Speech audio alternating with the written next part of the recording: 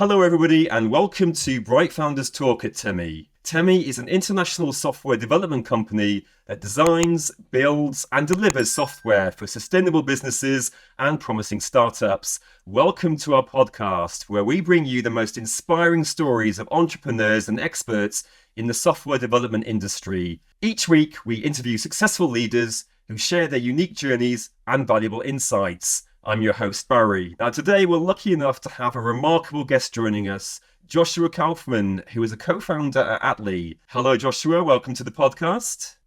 Barry, how you doing? I appreciate being here. Doing very well, thank you. Likewise. So thank you so much for taking time out of your day to speak with us. I know you're busy, so we do appreciate you doing that for us. So could you tell us a little bit about yourself and the company that you work at? So my name's Joshua Kaufman. Right now, I'm 30 years old, living in New York. I've always been passionate about tech. Grew up in Michigan. Found my way to San Francisco for a little craziness. Maybe we'll get into that. And then eventually, I met Uriel and Aviad, who are my co-founders. And we started Atley. Atley, the way I'll explain it very briefly, is what Waze did to Google for navigation, we're doing to Google, but for points of interest. So wisdom of the crowd, but for discovering locations. And the reason why this is so important is because if you think about, imagine you're looking for a cafe. You type in cafe, you see some spots, and one of them says, oh, it's a 3-star place. You click on it. First review, 5 stars, amazing coffee. Second one is 3 stars, spotty Wi-Fi. And then the last one, 1 star, terrible seating, too loud, couldn't read. Those are all valid criteria, but they're also completely different criteria. And so the whole point is if all you're looking for is a coffee, it's a 5-star place. And if you're looking for a place to read, it's 1 star. And that's something that people would look for a cafe for. So clearly the way people discover places is broken. Because right now, everyone is searching by proxy instead of searching by actual desire.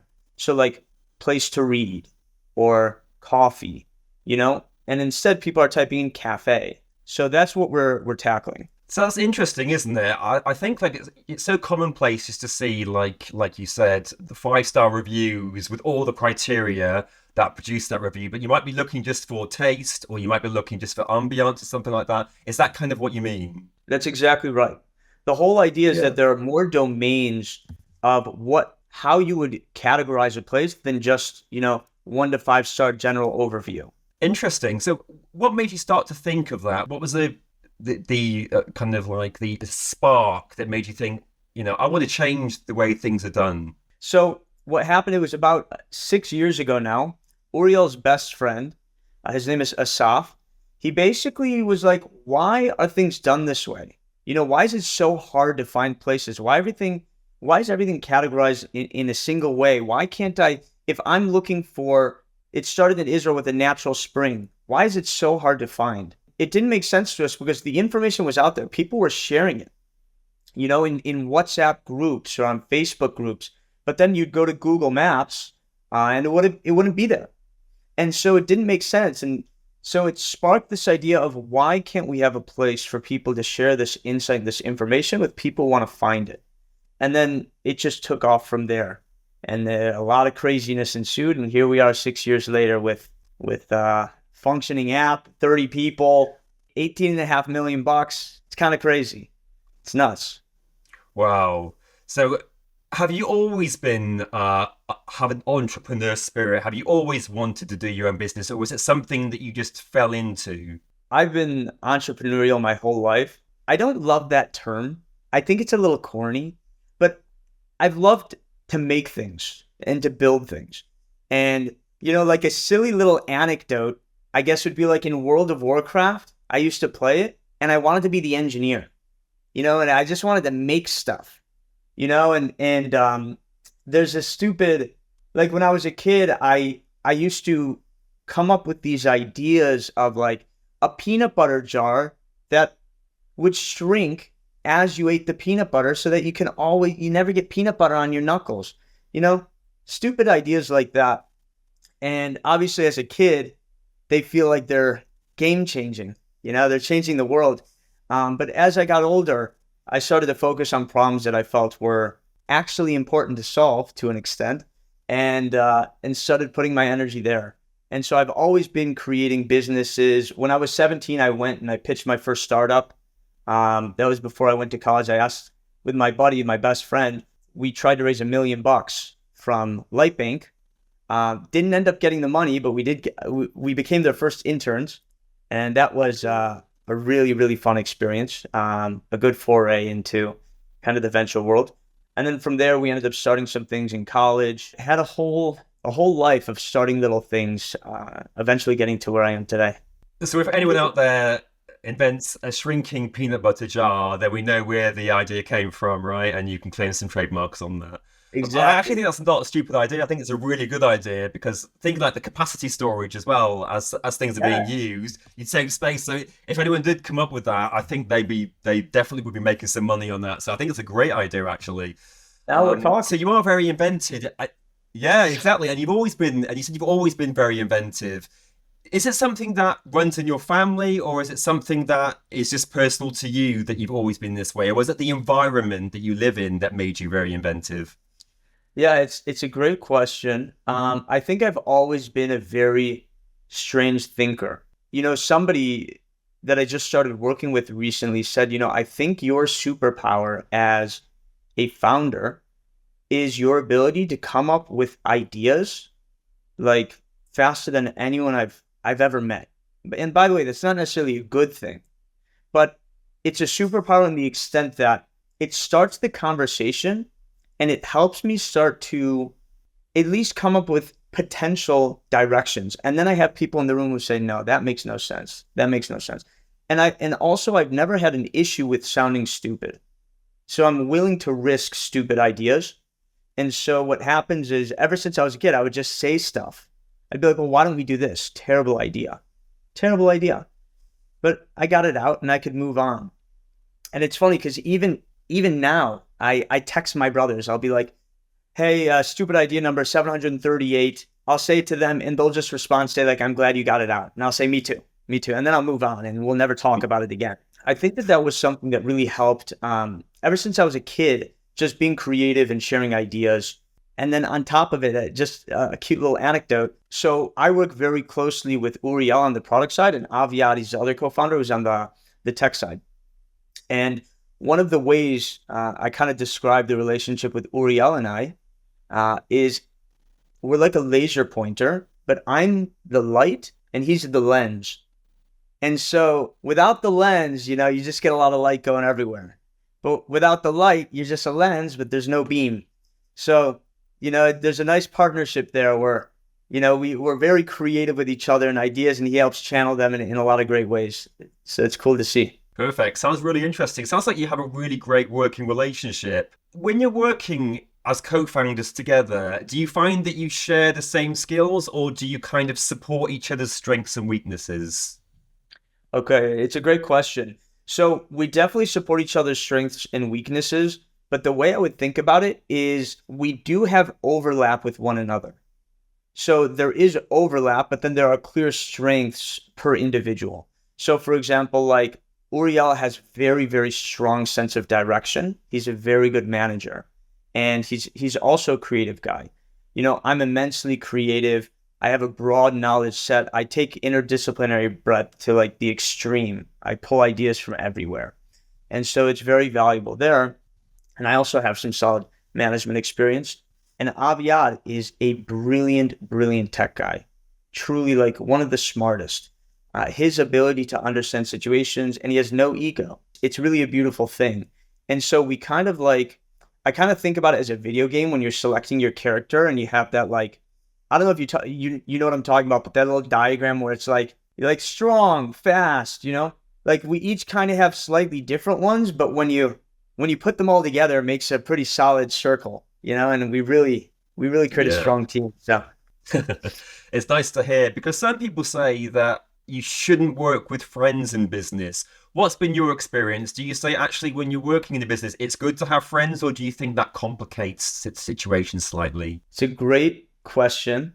It comes down to personality types. I would say I fall somewhere between a giver and a matcher as a personality type. There are three. There's like the giver, matcher, and taker. I believe the issue comes in only when one of the people are a taker. if you have one person who is a textbook taker, then what happens is eventually egos will get in the way and you feel taken advantage of. And it's not a good feeling. And that's, I think, where the issues come in. But I believe all the founders in our team are either matchers or takers or somewhere in between.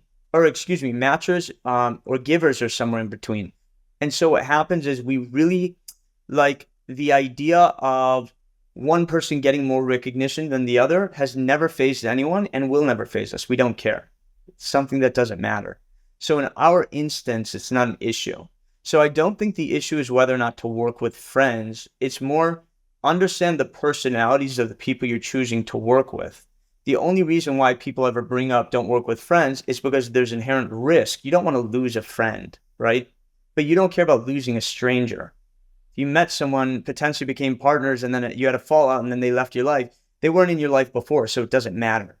But really, I would just say the general advice would be make sure you understand the personality, like to the root, their ego and whether they're a matcher or a giver. And if you offer that same value, if you can jive in that same way, I think there's no risk. In terms of yourself, if you had to describe yourself in 3 words, which 3 words would you use? I would say creative, ridiculous, and fun. That's a nice combination, isn't it? It's a strange one. How do you kind of relax? So you have your business time, and I understand, we all have to focus on the business, but are you good at creating that work-life balance where you have that time for yourself and when you have that time for work, or do you let them blend a bit? I let them fully blend, except for one caveat. On Saturday, it's a rule, none of the co-founders will work. We're not allowed to work at all, period. So because of that, it allows us to feel comfortable not attending to things because it's an agreement we all have. And so there's never the feeling of somebody's working on Saturday, someone's not. What the heck? So we allow ourselves to basically blend our work-life balance during the other 6 days because we're founders and your life is going to suck, but you did it to yourself, We're working towards a dream. But that one day is solace because you know that you cannot work. And you have to mentally convince yourself you cannot work because it's a weird feeling. But you wake up, it's like, oh, I know how badly I want to do this. I want to write this email, but it's out of the scope of things I'm even allowed to consider today. And so it's a waste of time to think about it.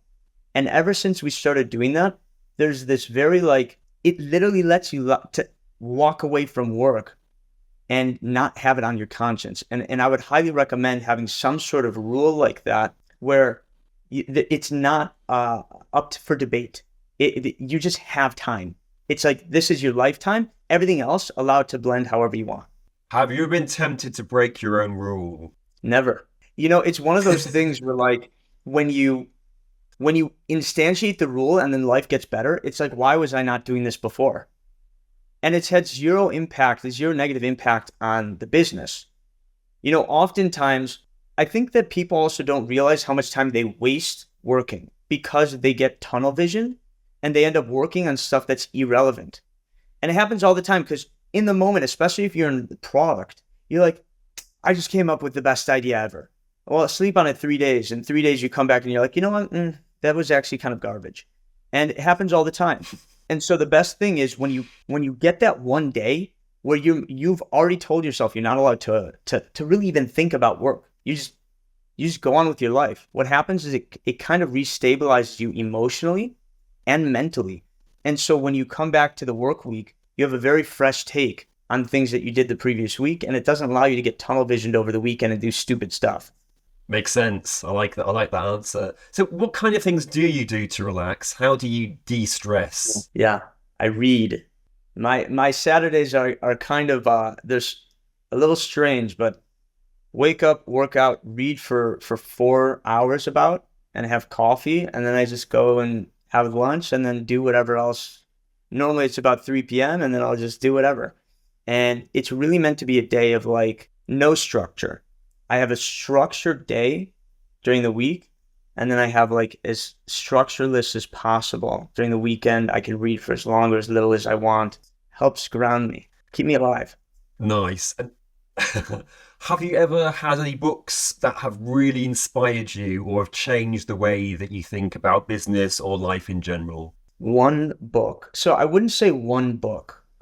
There's a handful of them. I'm actually a bit of a strange guy. I write down quotes from books. So I have 200 quotes on my wall over here, and I have like another 300 in a notepad just from books I've read, quotes that stand out to me. So I wouldn't say that there's one specifically. I do think that even though it might sound cliche, I think 40 Laws of Power is a really important book to read when you're in business because people use deception and like these tactics on you all the time. And to kind of understand it allows you to parry or like counter almost like when people are pulling these little strategies on you. And so it's good to be aware of them. From a business book, The Five Disciplines was good. Innovator's Dilemma, that's a really great one if you're creating technology that's supposed to be disruptive. That's a great book. But I could go up there and send you a list after. That's fine, thank you. I think you've given us a good understanding of the kind of books that you're looking for. So they kind of seem to fall under like educational or self improvement. Is that right? Is that the kind of books that you like to read? Yeah, 100%. perfect. So that's kind of helps you in your business, right? I can imagine. Okay, so are you like a morning person? Are you an evening person, or can you work at any time? I can work at any time. There's typically a lull though. I have a hard lull in my creativity around like 4 to 8 p.m. And then after that, it picks back up. But besides that, so morning, evening doesn't bother me. It's midday that's the struggle. That's the struggle. Is that after you've had a big meal and a cup of coffee or a cup of tea, and you just feel like content with the world? A big meal will mess you up. I think we can all resonate. Yes. I think we can all resonate with that, Joshua. So you mentioned your creativity quite a few times, and I'd like to explore that just a little bit with a question that we do ask people. If your company, Atley, was going to be a movie poster, and you could put that movie poster up, what kind of imagery would you use? What kind of pictures would you use? And what kind of words or motto would you have emblazoned on that poster? Putting you on the spot now, right? Yeah, that's a tough one. What would be the movie poster? So I think the words would be there's a map for that because we are a platform that allows people to make maps. So I think that would be the tagline.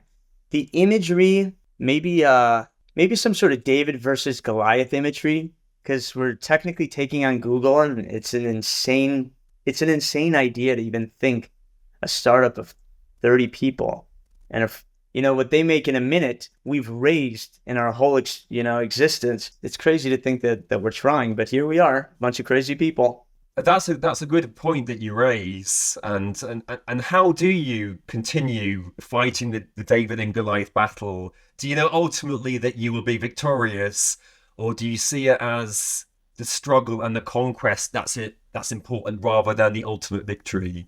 So look, we wouldn't have started if we didn't think we could win. And I really do believe we could win and arguably we will win. Now, everyone who I think David and Goliath is a great story because the only way David won was with a different weapon.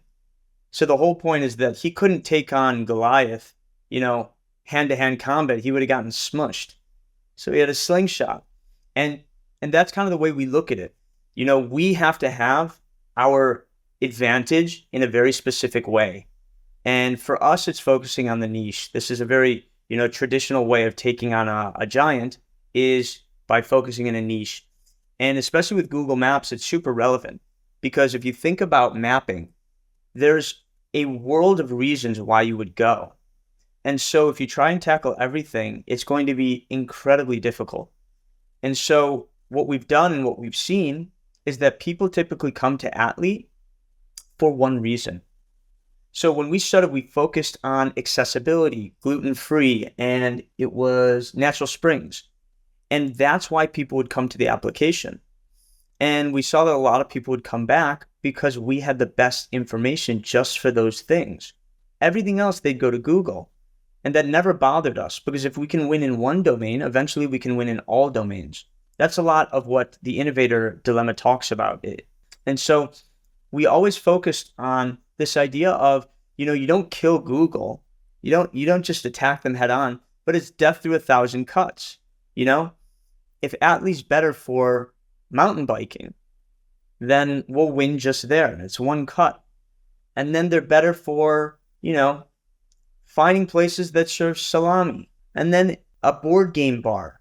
And slowly over time, the number of things that Atley is preferred for grows, and the number of things that Google is preferred for shrinks until eventually you have a flip.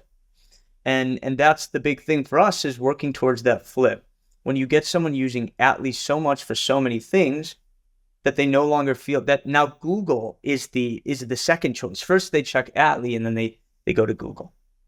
So I do believe we can win. I think we're employing some very interesting tactics. It's the specialization that makes you distinct from Google. Google's very generalized, isn't it? So you don't have the speciality that if you're looking for something, then that's what you need Atley for. Is that right? Yeah, it's going in and out a little bit, but if I understood your question correctly, you're basically saying the specialization is where our forte effectively, and where we nail it. And the answer is yes. That's everything comes down to just targeting those niches and then going super deep and then moving to the next one and making sure that we have a platform that can allow us to move from niche to niche faster and faster, so that we have this exponential growth associated with it. So if we can nail one niche, we believe we can nail them all. And that's what we're seeing. So you mentioned the exponential growth there. Are you always in the growth phase, or is there ever a period where you have like a stabilization phase where you kind of say, right, we need to hold fire now. Let's just accumulate everything and then make the next move? I look at growth as, you want to grow just fast enough to be getting enough data to your product, or enough users to your product where you can refine it and have statistically significant results. But you shouldn't necessarily grow until you're in the moment where you're like, hey, let's put out our growth engines, our growth tactics, and let's go full steam. For us, we are in growth phases, and then we kind of pull back and stabilize for a bit and check the data, and then kind of grow and stabilize and grow and stabilize. And right now, actually, we are in the midst of finalizing kind of a few changes that we've made, and we're going to be kicking off a handful of very interesting growth tactics that we're going to be testing that we believe are going to be very performant. So we're excited about that. Perfect. Sounds like there's lots to come from you in the future. In terms of challenges, issues, things that you've had to overcome, what is your biggest learn? Maybe someone out there is thinking of following in your footsteps. What's the hardest lesson that you learned, or the biggest learn that you've had from doing self-startups? I think the number one thing, you want to make sure that you're looking at the problem as it is, not the way you want to see it. Because I think a lot of founders come in and they're not objective. And so what happens is you end up trying to build this thing you envisioned instead of building the thing that your users want. And it can get really tricky, though the water can get a little muddy. But when you focus on building the thing, you came in because maybe you were excited about one aspect of it. And after you talk to enough people and you see enough data, it might change your opinion. You should allow your opinion to sway. Super important. Because if not, you'll end up fighting a battle that you don't want to fight, because it always ends up with you losing. It's 100% of the time. You don't want to build a product for yourself, just for yourself. You want to make sure that there are users out there who also want to enjoy it. And there's some happy medium out there after you talk to enough users and what you would enjoy using. There's some product out there that works for everyone that you'd be passionate about, and you got to allow yourself the opportunity to make that. Very wise words, very insightful. Thank you for sharing that with us. So in terms of the dynamics of the company, when you're looking for potential people who want to work, be part of your business, what kind of qualities do you look for?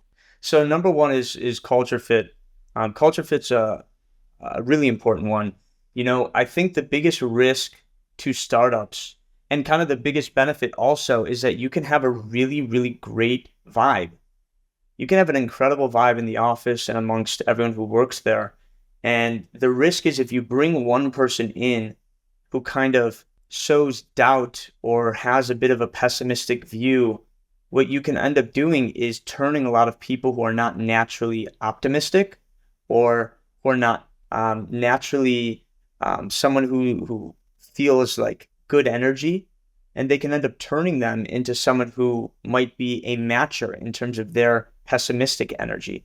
And you feel the weight, and that's not something you want. Also, you want to make sure that the company, that the people who are working together kind of have roughly the same schedules. Because what happens is you'll have some people who are very early risers, some people who are late risers, and then many people are somewhere in the middle. The late risers in general have a reason that they're late risers. Maybe they work exceptionally late, and it's okay for that person. But when somebody comes to the office and they see the late riser coming 2 hours after them, it makes them think about things a little differently. And it says, are we serious here? When little do they know they work till midnight, but they left at 7, so they didn't see them work till midnight. So it's important to also have schedules that roughly align so that people are not feeling like someone else is working less. You always want people to feel like they're on the same page. Everyone's putting in the same energy, because it's all in your head. You could have an 8-hour day and feel miserable, and you can have a 10-hour day and feel incredible. And the only difference was your perception of the day. So it's really important that there's a good vibe, there's good energy, there's good people. Perfect. Another great answer from you there, Joshua. Is there anyone out there who is like a role model of yours, or someone that you'd like to swap roles with for the day, just to see how their life is different from yours and learn something from them? Yeah, I think who I would want to swap roles with, it's a bit of a weird, it's not in my industry, but I would say Alex Hormozy. I think he's a brilliant guy. I think that the way he manages his time and his life, it would be incredible to witness firsthand and take that operational excellence and then apply it to my business and in my world. Perfect. Great. There's a lot you could learn from someone like that, right? I definitely think it's beneficial. I'm a big believer in perspectives. So I think a lot of my learnings come from new perspectives or new experiences, and finding ways to kind of introduce, that new perspective into aspects of my life. That's why a lot of the books I read, it's very interesting to me because I'm a very slow reader. I'll read 20 pages an hour at most. And it's because I think about every single page and how it applies to my life. And so when I read a book, it's effectively a new perspective. So, I'm downloading 20 years of knowledge, or a whole lifetime of knowledge, and I'm downloading it at 20 pages an hour. The ROI is insane. And so swapping positions with someone for a day, I feel like would be similar to kind of reading their book, just seeing it in real time. Perfect. Lovely. Thank you so much for answering that question. And as we're coming towards the end of the interview now, we'd just like to have one final question. So if there's someone out there watching you who is wanting to be a starter or wanting to be an entrepreneur, what advice would you give them if they're thinking maybe they're not sure if now is the right time? Yeah, I think the biggest piece of advice I would give a budding entrepreneur is don't quit your job to do it full time. You should use the existing technologies and the new technology that's out there, especially with the release of these AI tools and things like that, to build this business as a side gig. You should try and cut as many corners as possible, make it as lightweight as possible. Don't over-engineer, don't overbuild, don't overthink it, and start generating money on the side. And only once your side business is rivaling your job should you even consider leaving. Because oftentimes what will happen is people will leave their jobs too early, and then they'll have to fill those 8 hours a day with something. And they just end up spinning their wheels, and then they lose steam, and it puts you in a bad position. So I would say definitely don't quit your job. Just start doing things on the side. Try things, let them fail, and you'll learn. You'll learn a lot. Great advice, Joshua. Thank you so much. So, Joshua, again, I just want to thank you again for taking time out of your day. I know we're tight for time. It has been a pleasure talking with you, though, and I hope you found this as equally as enjoyable as we have found your presence here as well. Yeah, it was incredible. Barry, I really appreciate it. Thank you. Lovely. Thank you very much. That was Joshua Kaufman, co-founder of Atley.